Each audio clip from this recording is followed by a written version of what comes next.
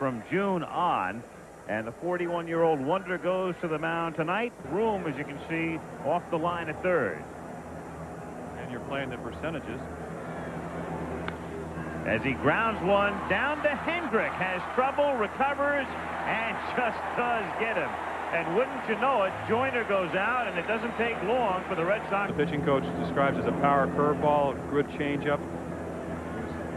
Stories have been going on for the past 21 years. You just see another curveball. And bounce down to short, and Schofield throws him out. There are two down. So two ground balls, and Don Sutton with two out and the bases empty in the first inning. Two renewing acquaintances, Sutton and Buckner, both members of the Dodgers' '74 National League Championship team. To deep left center field, but Pettis is there and has room, and the Red Sox are done in the first after a half. It is Boston nothing.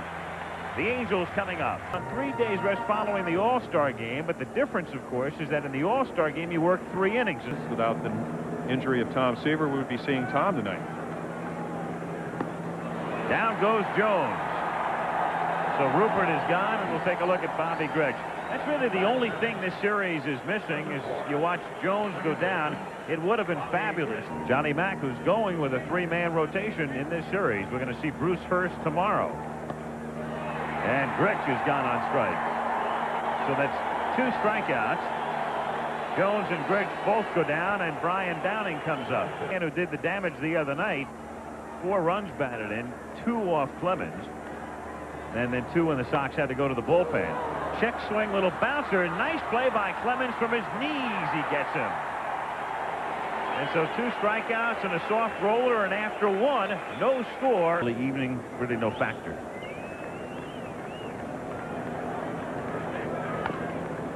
Little squibber off to the right. Charged by Grech. Shovels and gets him. To make you hit it instead of on the meat of the bat, up on the trademark. Hand swing, fooled him. Down he goes. First strikeout for Sutton. Good pitch. Well, if you want to throw a breaking ball, this is where you want to throw it. It is, I think, especially important tonight that Sutton gets an extra inch or so of the plate. Make him more effective. Splintered bat, pop up to third. There's the sensei. And 2 perfect innings for Don Sutton. At the end of an inning and a half, Boston nothing. Roger Clemens. Ball looks so hittable, but at 95, 96 miles per hour, up out of the strike zone, tough to catch up with it. See you later. Real tough. 3 strikeouts for Clemens. 1 down, and we'll take a look at Doug DeCinces. Another look, and Reggie said, I had trouble hitting this pitch when I was in my 20s. 1 out, bases empty. Bottom of the 2nd inning. Base hit into right field. So DeCinces gets on, and that's the first hit of the game. Great 3-2 slider.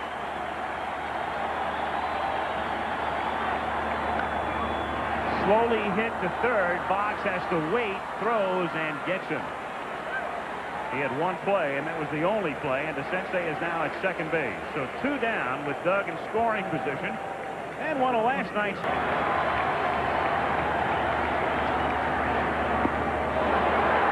And that's 4 strikeouts in 2 innings for Roger Clemens. After 2, no score in Anaheim. And won twice. He beat him 7-1 and 3-0. To deep right field, but room for Jones. 1 away.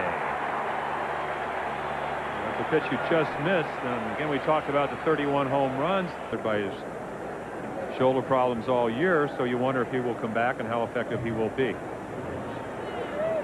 0-2 pitch is in there, strike 3. As Armas got fooled, I think he got fooled on the location and the speed of the pitch, both. Game that velocity doesn't mean a whole lot. Clemens up there constantly, 96, gave up more runs than he ever has in his career. That's 8. Hit down to shortstop. Schofield takes care of his opposite number, and that's 3 perfect innings for the ageless wonder. No score after 2.5. No balls, 2 strikes to count.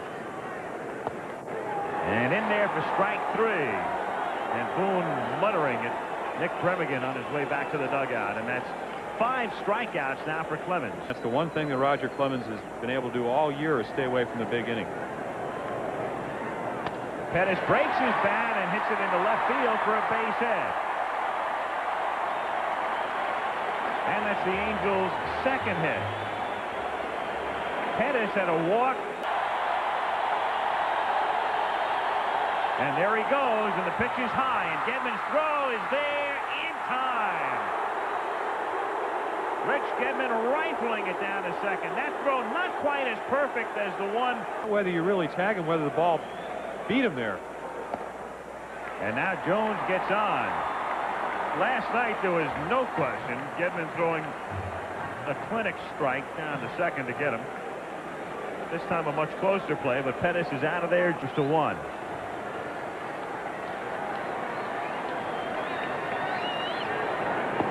And down he goes, and Roger Clemens has struck out 2 in each of the first 3 innings, and that's 6 thus far. Scoreless as we go to the 4th. Typical Bob Uecker situation, not a lot of hits, and nice to see you, Bob. Drilled to the gap in right center field, a base hit and more as it gets by Jones, and Boggs has at least 2, and he'll stop at second with a double. So Wade Boggs starts the 4th inning with Boston's first hit. Now Marty Barrett at the plate. And he bunts to get him over, and it's a good bunt, and Don Sutton throws to first, and that advances Boggs. So 1-3 as Hendrick covers at first base.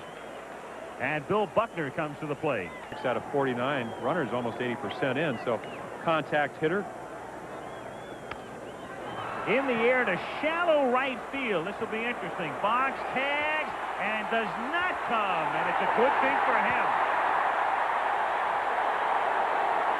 Great curveball. You don't know what to expect. You don't know how hard it's going to be thrown. You don't know if it's going to be inside or outside.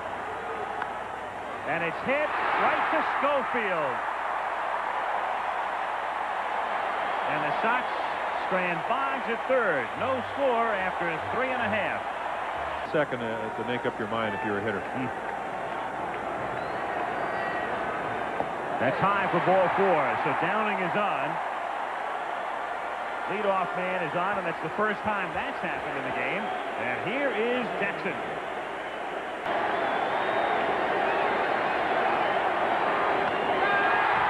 To center field, deepest part of the park, but it stays in for Armas. And Reggie just misses. 1 down. Reason that he's average slipped down into the 290s because he tried to hit home runs, and then when he probably didn't even try today, he hits one. Toward the hole, backhanded by Owen, who goes to Barrett, and it gets by him.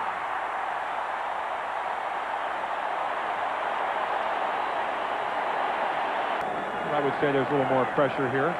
It's been telling. Little chopper toward the middle. Here's Owen again. Steps on second, throws to first, and so he extricates himself with a 6-3 double play. And at the end of 4, still no score.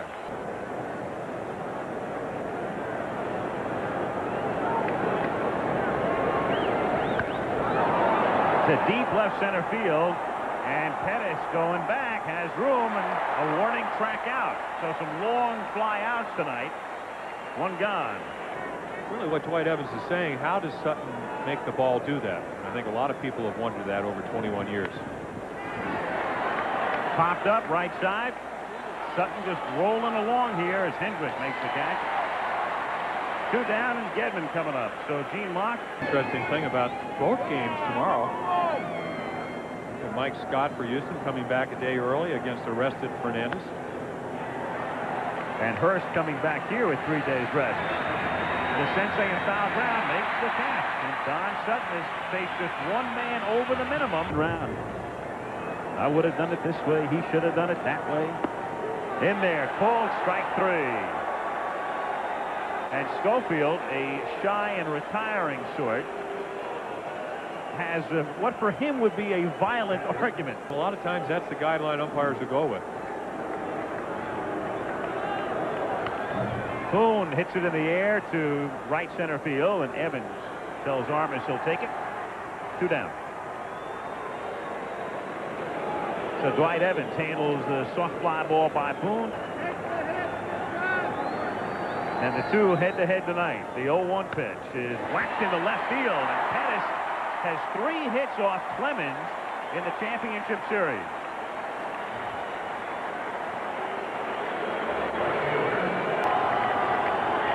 Pettis doesn't go, and it's high, and runners are at first and second.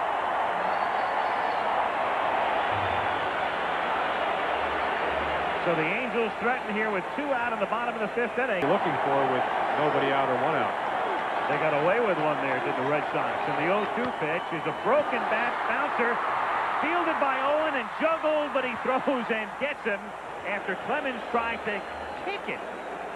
And at the end of 5, no score. Don Sutton is pitching closely to Tony Armas. 389 with 2 home runs lifetime. He knows what he can do. Line into center field for a base hit. So Armas, who's been real cold, he was 1 for 12 and strokes that one into center field. Toward first and fielded by Hendrick, who throws and gets him. The kind of ball that may or may not go foul, but you can't take a chance at that point.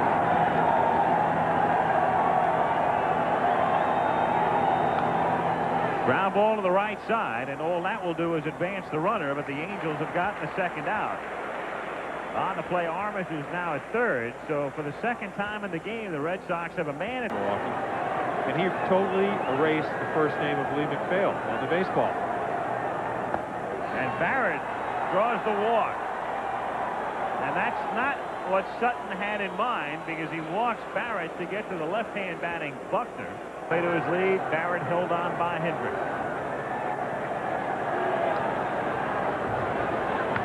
Ripped down the line in right field, fair ball. The Red Sox take the lead. Jones plays the carom. Armas has scored. Barrett will be held at third on a double by the overdue Buckner. 1 home runs, but only hit 207 with runners in scoring position. So if you're a computer type of manager, and he's going to wind up getting him on a 3-1 pitch anyway as Rice bounces out to Schofield. So the Red Sox settle for 1, but have the lead at the end of 5.5 in Game 4. Still not bad for mere mortals. He's a mere mortals only because of 3 days of rest, and doing a great job so far.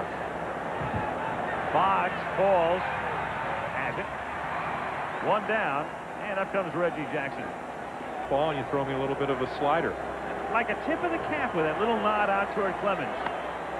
And ripped on the ground. Great stop by Owen. Comes up and gets him. And Spike, who's had so many little problems.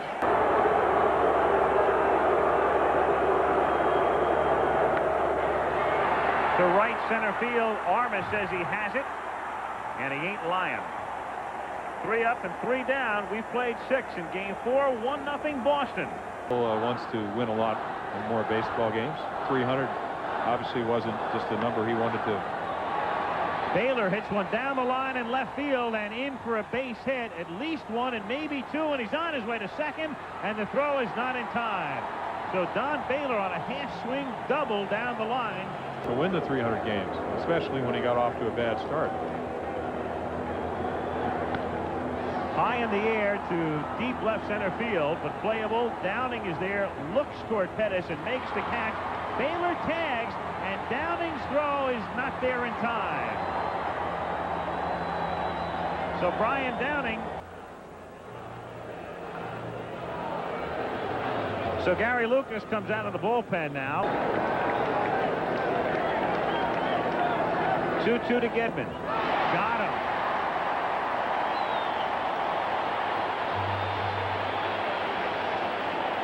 A little split finger fastball. Who played for Cleveland last year. He's been in the big leagues a long time, but he was released. Thinking about your pitching staff, Fenway Park, do you want more left-handers or more right-handers? In the air to left center field, and Pettis is there and makes the catch. And so the Red Sox strand the man at third, and at the end of 6.5, still 1-0 Boston.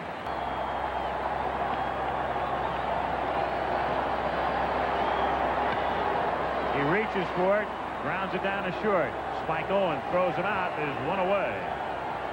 One gone, and we'll take a look at Schofield. Well, he had another 9-inning game that he didn't give up any runs in. Game he got a no decision in. The short takes a nice, convenient, though erratic hop to Owen. 2 down.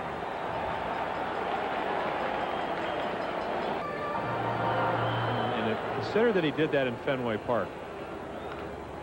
Boone hits it into right field, base hit. Juggled, knocked down by Evans, but Boone, after taking the turn, wisely holds it first. Changeup, so he didn't learn from his mistakes.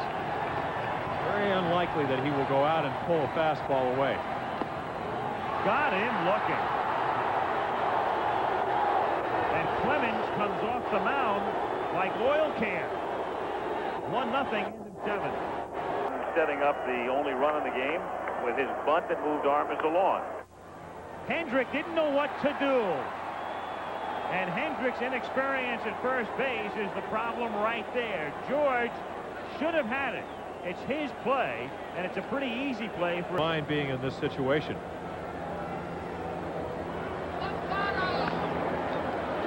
Rich drops it, recovers, throws, still gets him.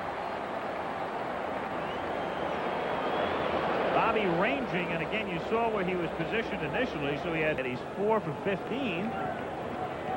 But I guess when you box, they're that bad. Gets by Boone, and advancing to third is Owen.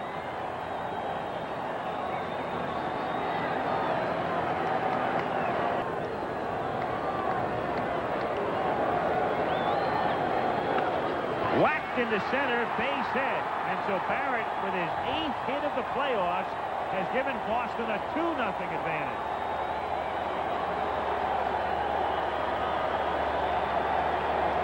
The Angels comes out of the bullpen to face one man, in all probability, that being Billy Buckner. This Charlie Finley throws a lot better than the other one.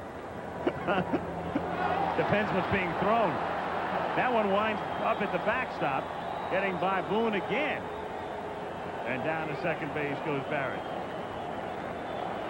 Have a couple of more opportunities, but here we are in game 4, and Barrett already with 8 hits. Sharply to Grich, and it caroms away out into right field. Latchman waves Barrett home. Buckner will take advantage by going to second. Rich's throw gets by Schofield and is backed up by the Sensei. So it's 3-0. To get you out of the inning and keep the score 2-0, and yet there's another error. So just when you think that the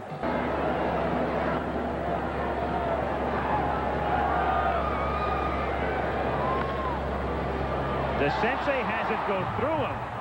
This is looking like Wednesday revisited. who has been sitting on the bench a long time. Of course, I always thought it was a good trade-off. I'll sit there as long as they want to keep scoring runs. Down goes Baylor. So 2 down, and Dwight Evans coming up. And you hear conflicting reports. People are saying it's bothered Seaver for the last couple of months. Really, something just happened the last couple of weeks. As Evans draws the walk, and that loads him up.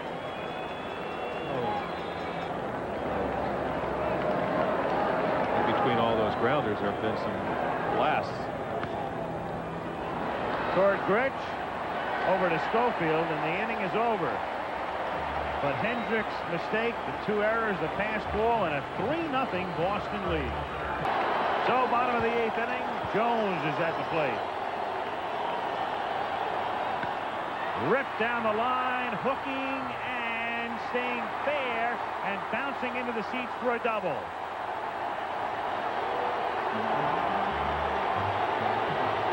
And that's the first extra base hit for the...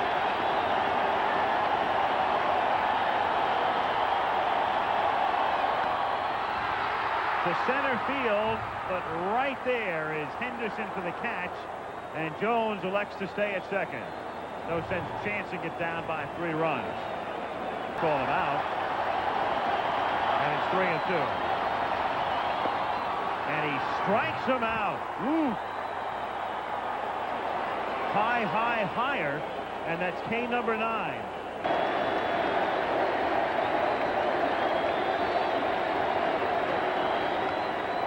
Hit down to second. Barrett backs up, makes the play to first, and Clemens has gone through 8.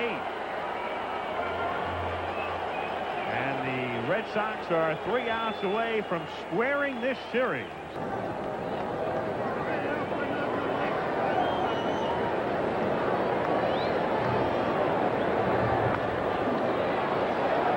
To left center, coming on Pettis and Downing, and it's Pettis. One away. That man, Dennis Oil Can Boyd, and that's what a Roger Clemens will do to a crowd. Grich to Hendrick. Two gone. You talked about the fact that the Angels have come back. On Boggs. 2 out, bases empty in the top of the 9th inning. Game over the 3-hour mark.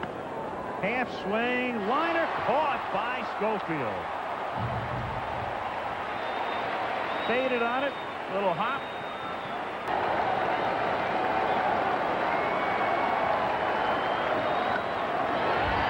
To deep left center field. Henderson goes all the way back. Gone.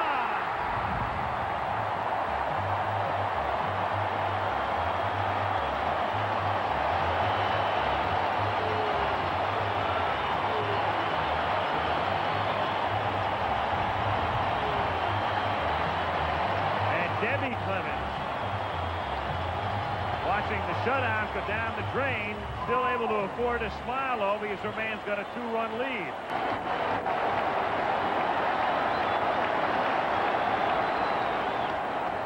To third, Boggs stays with it.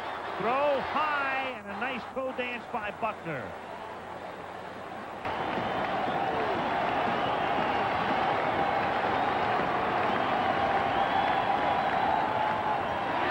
To left for a base hit, and they'll get the tying run to the plate. And Schiraldi heating in the pen, and Bob Boone, who hit 7 home runs this season. If you reverse roles, Boone would say, oh yeah, good strike. I caught it just above the knees. He hits it into left field for a base hit, and the winning run will come to the plate.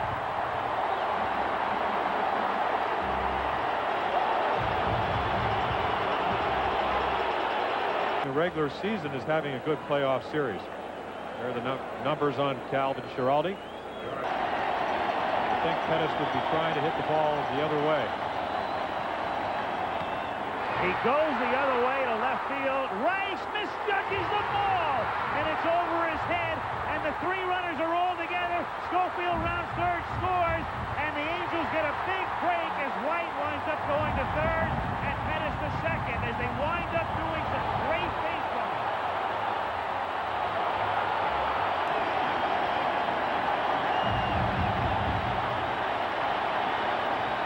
Got him swinging. Woo! Bases loaded, 2 out, and it's up to Downing. Throwing 3 straight fastballs, as I said, I would doubt don't throw anything but the best pitch. And he throws it inside and hits him to tie the game. He threw an off-speed pitch and winds up hitting him. And Reggie's coming up with the game tied. Of all things.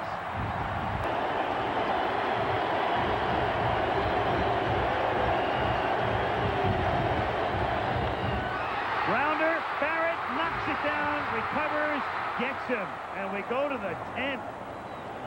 And Reggie threw his hands up. But the Angels bat around in the 9th inning. 2-2 the count on Barrett, with Buckner on deck and then Rice.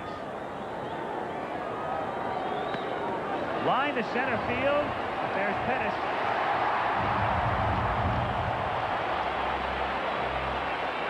The Red Sox, who led by 3 going to the 9th and came within a strike. Speared by Corbett. 2 gone. Pettis' drive winds up going over his head. He'd love to hit one all the way out. Instead of chopper to short, and he's 0 for 5 and has hit the ball out of the infield. Schofield throws him out. We've played 9 1/2. A 3-3 tie in Anaheim. Back with more of the American League Championship Series after this word from your local station.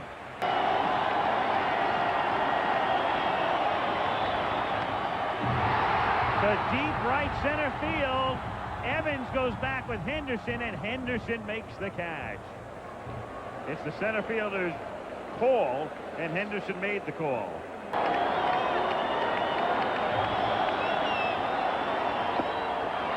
And Hendrick is 0 for 5. So 2 down in the bottom of the 10th inning. 3-3 tie in the last of the 10th. To shallow right center field where Evans calls. Here comes Henderson, and it's Evans. And a 3-up, 3-down inning with Baylor, Evans, and Gedman coming up when we go to the top of the 11th in the scramble around bullpen. And on here with the game tied in the 11th inning. One hopper to the center. Baylor is out number 1. And Corbett rolling along. He's retired 8 in a row now. Been patient last year. The walk leader of the American League with 114 this year, 97. Only bested by Boggs. The Sensei, fair ball, throws in time.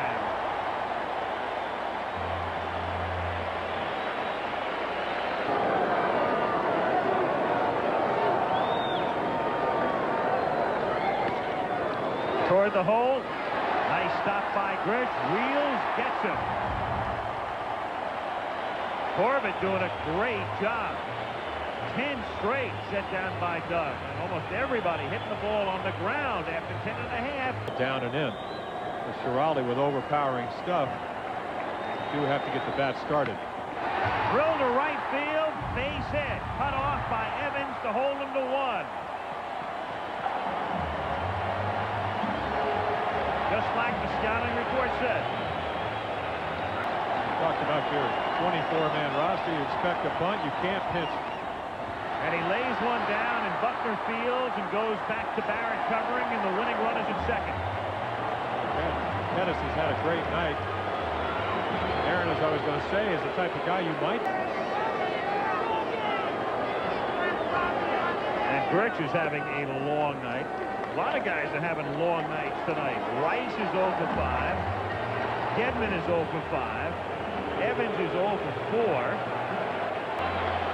Honestly, that will happen if you face Schiraldi and Clemens on a regular basis. What set up the strikeout to Grich was the same pitch that got Schiraldi into trouble, which was a breaking ball, but he got it over to Bobby. Ripped into left field down the